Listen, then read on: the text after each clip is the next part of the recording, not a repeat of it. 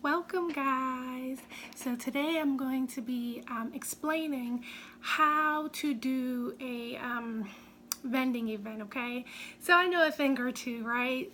This is my second time doing vending events. I will post a video that I did do while I was vending. It is alive, right? So I will go over just a little bit about vending and why vending is so important in the paparazzi world, right? Okay, so stay tuned for that. Okay, so vending, right? Everybody wants to know how the vending events work, right? Well, first thing is first. You need jewelry, okay? So depending on how big or how small your vending event is determines how much jewelry that you possibly need.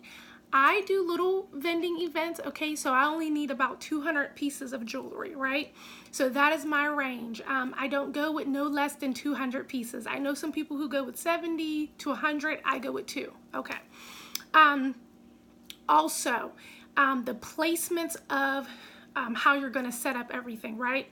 So there's A, B, and C, okay? So number A is jewelry bust, okay? Those are the pretty little jewelry stands, and then you hang your jewelry on those, okay? I do not go with those. Number 2 is your pegboards, okay? So this is my lovely pegboard over here. I do take this pegboard. I do not set it up this way, but just for demonstration purposes, this is how I set up my board for you guys, okay? So I do take 4 boards, right? And I also take my garment rack, okay? And number C is to just combine the both of them. Again, I do not take jewelry bust with me. I only take 2. And I'm going to tell you the reason why.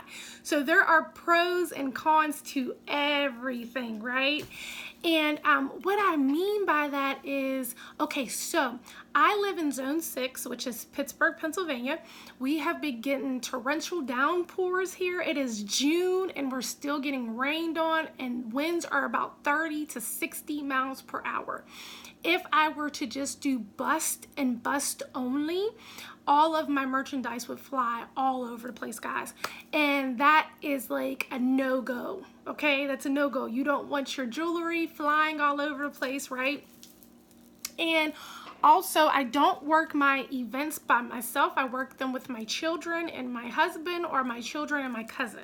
So I do have a little bit of help. But for the people who do not have any help, I'm telling you, pegboard saves lives, guys. It really does, okay? So if you're new or you're starting out or you're just getting the hang of it, go with pegboards. Yes, they are more expensive, kind of. And it's more of a task because you would need a larger vehicle to transport everything. But I'm telling you guys, it makes a world of difference, okay? Trust me on this one. What else will you need? You will need weights. Weigh down your displays, weigh down your pegboards, weigh down your garment racks, guys, okay? I can't stress it enough. You need weights. I didn't have weights this last time past Saturday, and literally everything was just blowing. You will see that at the end when I do, I will add a clip in for you guys. What else? Trying to think off the top of my head. I didn't write anything down, but yes, so you will need weights, you will need pegboards, you will need garment racks, okay? You will need tablecloths, all right? So when I first started doing my vending events, I had family and friends to rely on. Literally 90% of my stuff was from family or friends. So I got my tablecloth from my friend, I got my table from my friend, I got my tent from my husband, he's family, and literally that's how I rocked out, okay? My tent was as big as my parking space, right? So I did an outside event twice, and literally they go by the parking space. So my tent was as big, as wide as a parking space, and as long as a parking space, okay? So that gives you some dimensions onto how big your tent has to be. It was fairly expensive. It was fairly inexpensive. It cost us about $30, right? My garment rack cost me about $14. My pegboards cost me about $14.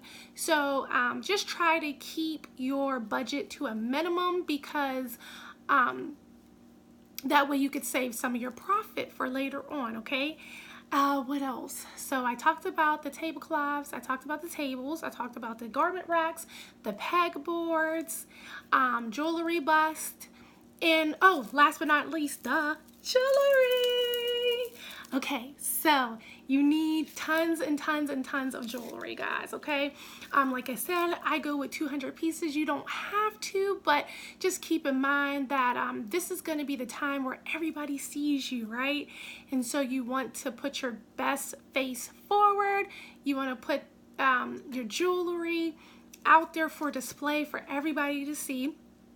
I do have kids jewelry, I have adults jewelry, I have earrings, necklaces, rings, bracelets, hair accessories, whatever Paparazzi sells, I have, okay? Why? Because you never know when somebody is going to want something and then you don't have it, guys. So we have urban pieces, we have wooden pieces, we have all different types of pieces, and I have them, okay? So you, when you first start this business, you won't know what to get, and that is quite all right. As soon as you get onto the website, don't shop for yourself, guys. Shop as if you were shopping for a loved one. What I suggest you do is you just rally up friends and family, and you text them, hey, what are your favorite colors? What do you like as far as jewelry? Send them a couple of pictures so that way they could see, and then they'll pick out what they like. And then that's how you can base your customer base off of what you need for later on. To get an accurate reading, I suggest 50 people or more that you ask. And yes, that's a lot, guys, but believe me, it can be done. When I say ask family, friends, people that you have not seen in years, ask them what they like and how they like it. Guys, we are tied into the age of information, right? So literally, I am talking from my little screen, right? Here I am in this little itty bitty box, okay? And I'm talking to you guys. I don't even know who I'm talking to, but that is okay. That is what makes it so beautiful. You can jump on Facebook, you can meet new people, and then you can ask them, right? So we're networking every single day, whether we know it or not, we're networking, right? And while you're networking, you could be building up your business slowly, right? Because that's how I started. I just started out friend requesting people, and then becoming their friends, and then over time asking them how do they like their jewelry, okay? And then that's how I was able to base my pieces off of my friends, okay? So I like neutral colors, which are silver and black and grays, right? But then my friends, they like yellows and pinks and purples and oranges, something that I would never wear. And guess what, guys? If I had never asked my best friends or my associates or the people that I work with what colors they like, I would never have built my color palette for other people, for customers, right?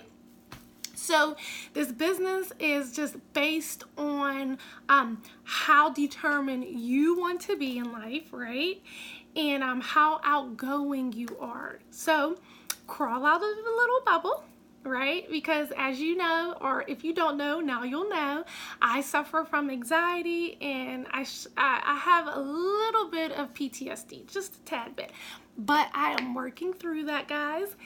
And every day I am challenging myself, and I want you guys to do the same, okay? So I've ran my chops enough.